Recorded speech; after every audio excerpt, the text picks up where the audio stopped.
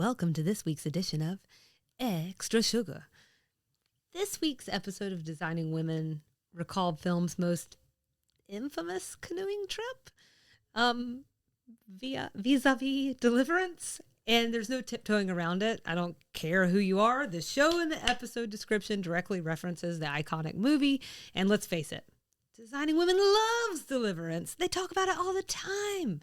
Usually Suzanne, usually disparagingly, but it definitely gets referenced once a season at least, if not more times. So, Nikki, say a word so they know that you're not kidnapped. I'm here. Okay. We've also talked about it, albeit briefly, way back in season 1, episode 4, when we talked about the stereotypes of hillbillies, hicks, and rednecks. But today, I'm hoping that we can tackle this whopper of a reference in a more substantial way. We'll start by covering some basics about the movie and the book that inspired it. Then we'll cover some movie trivia and themes. And finally, we'll talk about the movie's impact on the South. Sound okay? That's you. Sounds great. Sounds fantastic. All right. And then as always, my normal disclaimer for you, Nikki, jump in. Let me know if you have questions. Obviously, I'll answer anything I can, and I'll give you cut eyes for anything I can. Okie dokie. Sounds good. Which isn't really true. I'll just go, oh. Cut eyes, deer, and headlight eyes. I think it's deer and headlight is usually mine. I don't know. Hell. That wasn't in my notes. I know. I thought it took down everything.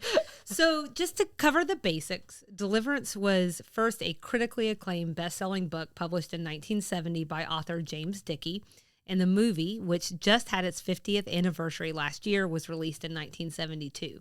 In case you are, because I feel like people, like, they think they know what Deliverance is, but I don't always feel like they really know what the storyline is. I think people know about two parts. I think they know about the pig part. Squeal like a pig. That's right. That's the part I know. And I still think that some people don't even realize what happens there when they make that reference. And then also people are familiar with the banjos and the dueling banjos. I should be clear. I actually do know what happens in that part, and that's the reason I won't watch this movie. It sounds terrifying to me. Yeah, I'm going to go into this a little bit later to tell you what my thoughts are, but I did watch Deliverance because gives me the heebie-jeebies. Well, I didn't feel like it was fair for me to come on here and talk about things that I read through other people's deep dives and not have watched the darn thing myself. So I asked Casey if he would watch it with me, and I got a big old fat no. He said no. Yeah, he'd already seen it, and he was like, "No, I'm good, Selena." So did you at least watch it on like 1.5 speed or something? 2 speed? No, I mean, I'll go ahead and just say, for me, I mean, that scene was a lot, and it was just long. It was like just a really long scene. It wasn't really all that. The way that you see shows now, I feel like they would have shown more. You got a lot of close-up of faces, but I actually think that might have made it worse. I think that's worse for me. I think that's absolutely right. I think it's letting my imagination run wild, and that's not a great place for me to be. Yeah, but so people like focus on that part of the movie, but it's a very small part of a much longer movie at what I would call a 1970s pacing of a movie, which is it's not for me. So here's what the movie's about. This is from BBC Culture because I think they did a nice job. It's like distilled, but it also gives you enough information, especially Nikki, since you haven't seen it. I'm hoping this gives you a nice introduction to the characters a little bit. Okay. So it centers on 4 city boys on an outdoor weekend around the fictional Kalawasi River. This is really Georgia's Chattooga River in the Appalachian Mountains. Lewis, played by Burt Reynolds, is the group's natural leader, determined to take the other 3 away from their more usual golf courses to face the forces of nature. The river and its surrounding area are about to be flooded for a dam. Ed, played by John Voight, looks up to his machismo, while Bobby, played by Ned Beatty, and Drew, played by Ronnie Cox, are perplexed and amused by the trip, as well as ignorant of the dangers of the landscape and condescending to the local mountain community. They drop off their cars and take to the water in spite of warnings about the perilous rapids. What follows for the 4 men is a brutal weekend of survival, not simply facing off against the landscape, but also several locals who are far from welcoming. So I hope that gives you a good idea, of what this movie is about. I will say that one thing I actually disagree with on that is the character of Drew. I actually didn't think that he was disparaging to any of the locals, but maybe I missed something. Mm-hmm. So the movie was a critical and box office success with several Academy Award and Golden Globe nominations. Among the nominations were Best Picture and Best Director, Academy and Globes, as well as Best Screenplay, Actor, and Song for Globes. It was also the 5th highest grossing film of 1972, and it made $46 million domestically. That would be $322 million today. So not insubstantial. In 2008, Deliverance was selected for preservation in the United States National Film Registry by the Library of Congress as being culturally, historically, or aesthetically significant. And I'm mentioning that to say that, like, this film is taken seriously. And to really kind of drive home this point that, like, it seeped into the culture in a way.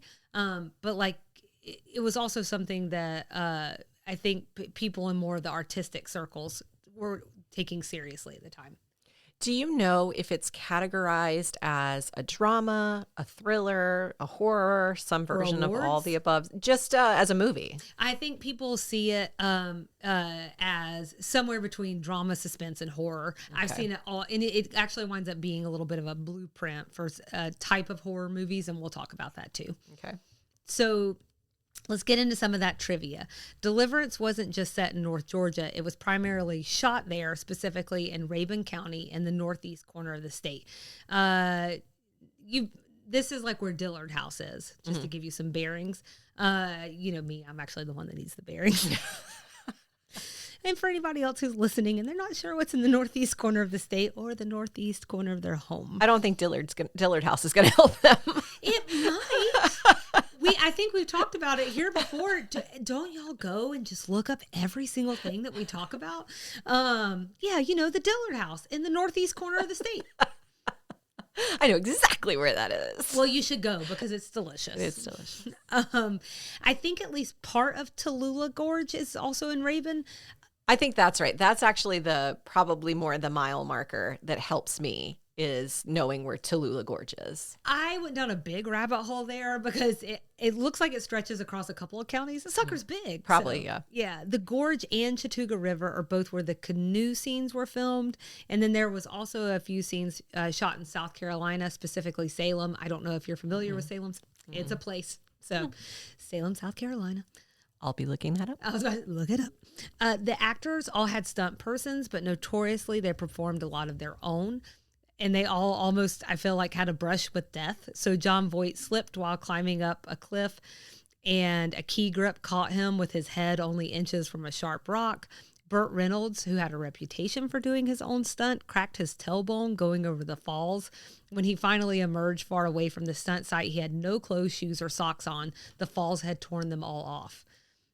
So there's actually even a story. They were going to send a dummy over the falls. So horrible. I know. I don't know how true this story is, but I'm going to tell it anyway. They were going to send a dummy over the falls. That's what the director wanted to do. Burt Reynolds insisted on doing this stunt to make it better and more realistic. Look realistic. So the story goes that he wakes up in a hospital bed after this happens, and the director's sitting next to him, and he like kind of cracks open his eyes, and he said, "How was the shot?" And the director goes, "It looks like a dummy going over the falls." That's horrible. I thought I had read at some point, and it's just like clanging around in the back of my head, maybe that Burt Reynolds had like a career-long injury as a result. Okay. I think it's the tailbone. Okay. Yeah. His coccyx. Yeah, because I think, so he died like a handful of years ago. It's either 2016 or 2018. I'm sorry. I don't recall off the top of my head. What is time anymore? This is what I'm saying. So, but what this story came up a lot around, right before he passed, and then maybe right again after, because they ran a bunch of stories where they talk about this was the one he really regrets doing on his own. 2018. Thank you. Mm-hmm. So Ned Beatty also almost drowned when he got caught up in a hammering gush of falling water. This is known as a pummeling hydraulic in the whitewater rafting world. So you learn something serious today. I know. I mean, I don't want to be pummeled by anything. The cast could have looked a lot different early on. The director, John Borman is his name. He secured Jack Nicholson as Ed, and so that's John Voight's character. And Marlon Brando is Lewis. That's Burt Reynolds' character, but they were too expensive. Donald Sutherland and Charlton Heston turned down the role of Lewis. I guess Donald Sutherland famously said it was too violent at the time. Robert Redford, Henry Fonda, George C. Scott, and Warren Beatty were all also considered. So James Dickey. He didn't just write the book, he also penned the screenplay. Dickey was apparently very tricky to work with. There are rumors that he broke Borman's nose and knocked out four of his teeth after the two got into a fist fight. Good Lord. Yeah. A couple of articles indicate they made up. Borman even gave him a cameo role as the sheriff at the end of the movie. I gotta tell you, I probably need to take a beat if someone knocked out four of my teeth. Yeah, I'm not sure that's repairable. Yeah, I'm not sure that's coming back together. I mean, we'd have to have a really, we'd have to have a real long. Unless they were baby teeth. Unless they were baby. How were they baby teeth? I'm thinking at this age, it probably wasn't not. baby Yeah, teeth. well, I tried. So Dickey was controversial maybe, but also very talented and a very intriguing character. He's actually a Buckhead native. He was a war vet, a poet laureate, professor, many, many things. And we'll link to some additional information for those who want to dig into his work and life. It really is a very interesting character study. Even if you've never seen Deliverance, chances are, like I said at the beginning, you know about dueling banjos. I think I got that right. That's probably close enough. Close enough. Do you know what I'm talking about, though? Okay. So it's bluegrass, first composed in the 50s, but it's actually Deliverance that made it famous. So much so that the darn thing winds up charting, and it spent 4 weeks at number 2. It was only beat out by Roberta Flack's Killing Me Softly.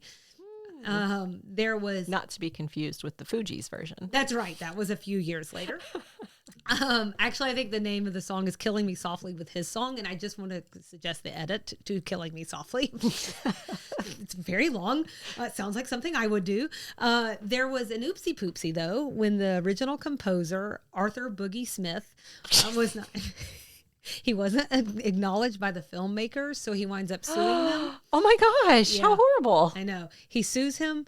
He wins, and he receives songwriting credit as well as royalties. Good for him. So I thought, one, that was just interesting trivia, but also, like, yes, exactly. Good for him. I'm glad that he, like, stepped up and said what was his, you know? Oh my gosh. I mean, it was a really successful song. Yeah. And he had a little something to do with it. He also is from South Carolina. I mean, well, he passed, but he was from South Carolina. Deliverance is credited with spawning subgenres, and this is what I was referring to earlier, known as hillbilly and backwoods horror.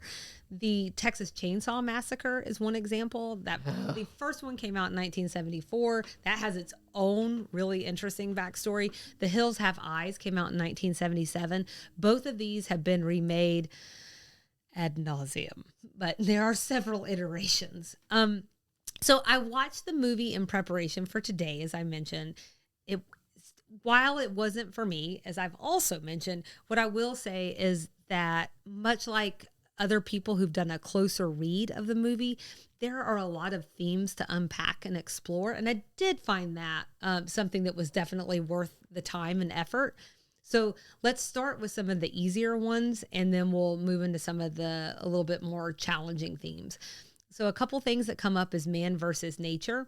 The movie asserts that nature demands respect from man, and the river turned out to be just as big of a foe as the men the foursome were trying to escape.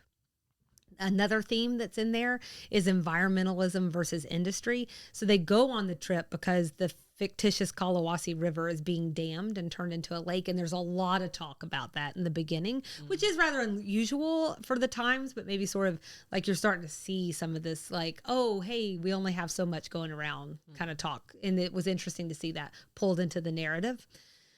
This is where it starts to get a little tougher, but there are these themes of masculinity. So I ran across several articles and that speak to this theme.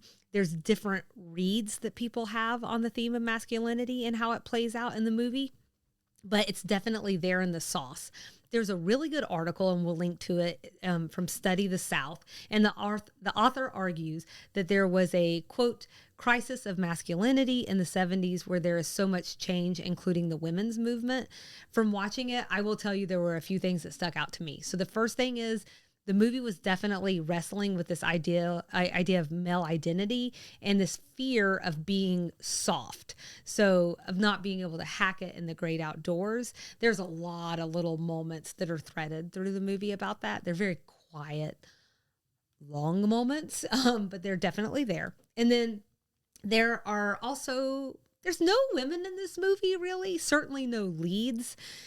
You know, there's maybe a few women towards the end, and they're like part of the community. I think maybe one of them has like a spoken line. And I think that in itself is a sign of the times. And then I ran across something from professor and writer Joan Mellon, who called women's absence from films in this decade a punishment for their demands and gains. So, yay, masculinity. You look like you're thinking. So do you want to stop and explore what you're thinking? I was processing. So I was thinking it's a guy's weekend, a movie about a guy's weekend, which got me thinking about like movies like The Hangover. And then I was trying to remember, is there a significant female character in that movie? There is there's like, he's getting married. She's there for a minute. But then there's like the one woman that one guy accidentally gets married to. So I guess there's a woman in it. Heather Graham. Mm-hmm. Yeah, right. Yeah, that's right. I could see her outfit. I couldn't see her face. It's a pretty minor role. So I'm I'm just processing those things and trying to decide how I feel about that. I'm not super offended that women aren't included in a movie about a boys' weekend, but that's my first blush thought on that. Yeah, I hear you. I hear you. I'm like, I love to process on the fly. I don't know it's offensive, and I don't think I'm trying to say it's offensive. So I want to be clear about that. I think I'm just trying to talk about how this is a theme of the movie and the masculinity piece. I was what I was parsing or squaring that with was the comment about women's lack of roles in this like decade of whatever you just said. So at least there's reason for this one. That's for right. sure. And unfortunately, like while I was able to read her thoughts on it, I didn't like go back and read like or look at other movies from the 70s. I mean, like I said, it's not my favorite decade for movies personally. It's just a weird pacing for me. There's like this ode to naturalism. I don't know. It's not for me. So literally I can only think of like Barbara Streisand movies, and guess what? She's a woman. So it's not helpful. Right. So there's another theme that comes up a lot. And I think this really kind of ties more into what we were talking about in the main episode, which is rural versus urban. You know, so all the main characters are from the city, and they clearly look down on the locals.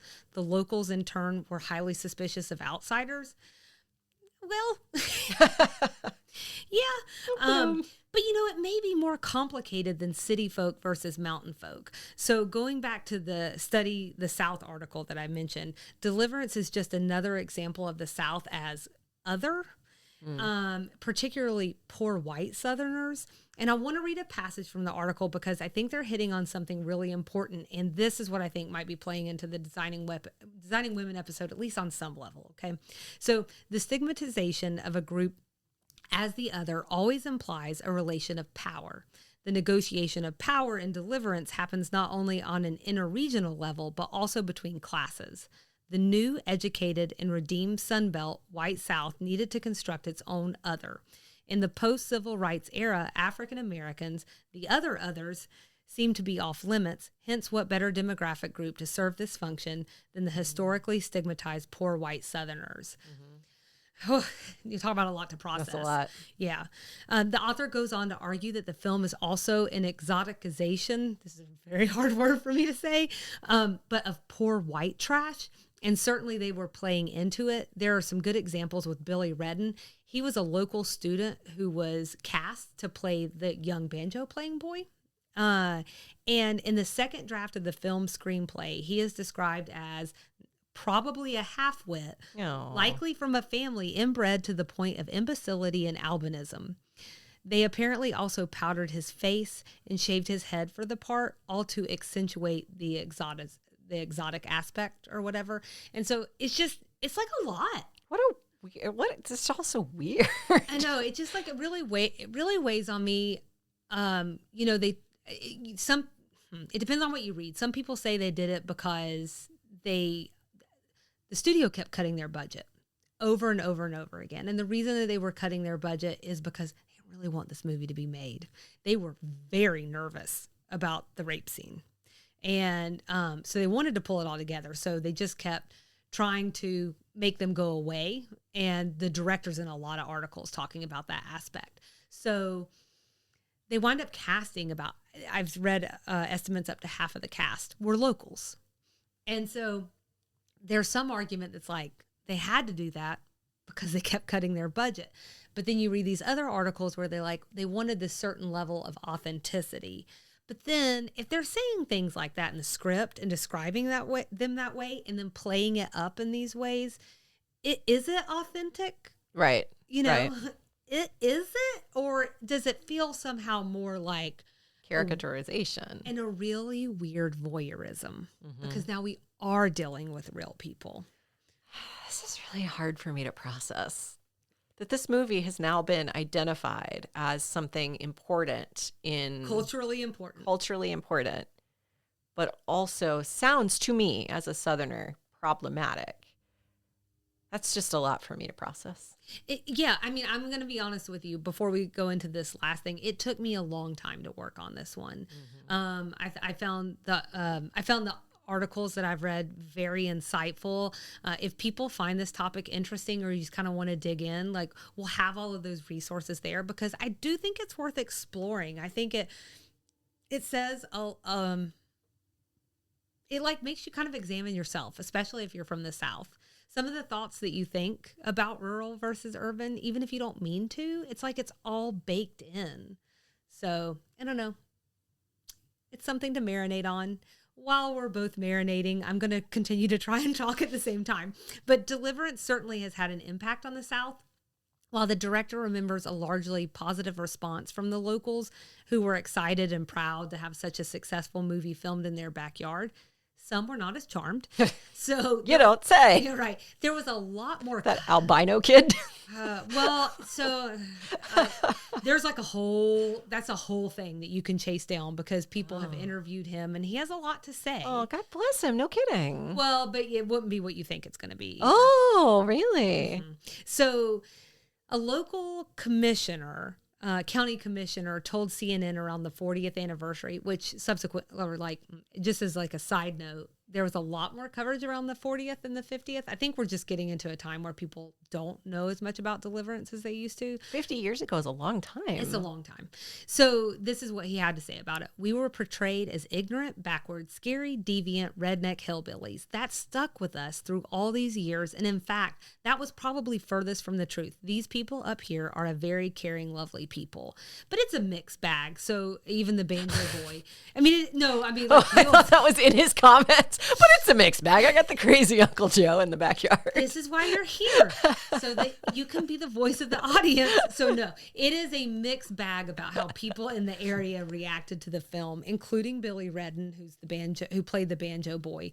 I mean, they've been just as likely to say, including him, it's just a movie. Let's all move on. Okay. All right. Well, their opinion probably matters more than mine. I shouldn't be offended on their behalf if they're not offended. But some people are. And so now I'm offended for those people. I'm offended for anybody who needs offense. Oh, yeah, for you. But you could argue that the movie perpetuated and deepened stereotypes of Southerners, particularly those in Appalachia. But I think one important point is it did not create them. And we talked about some of that last season with the Hatfields and the McCoys. And I have every confidence that we'll continue to learn things across these extra sugars and across digging into different references that show us these stereotypes. They've just been there a long, long, long, long time.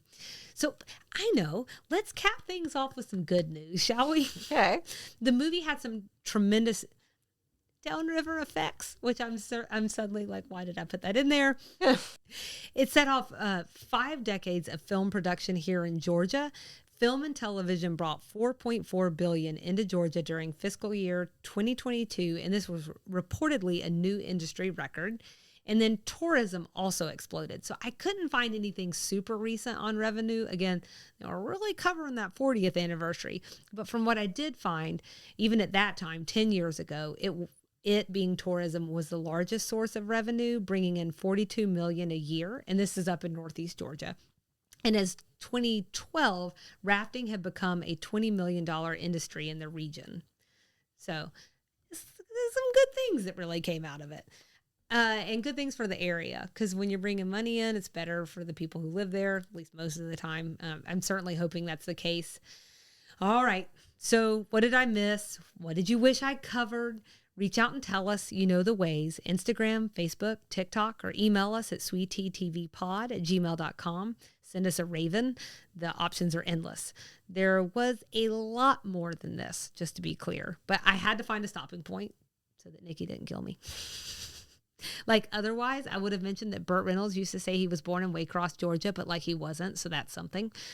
Waycross? Yeah, Waycross. What? Waycross? What is going on down there? Designing women's favorite place. It's the place Burt Reynolds said he was born. On? This is what I'm saying. Bubba Burgers. That's all I know. That's all you need to know. So, what did we learn? 1, the 70s were a weird time.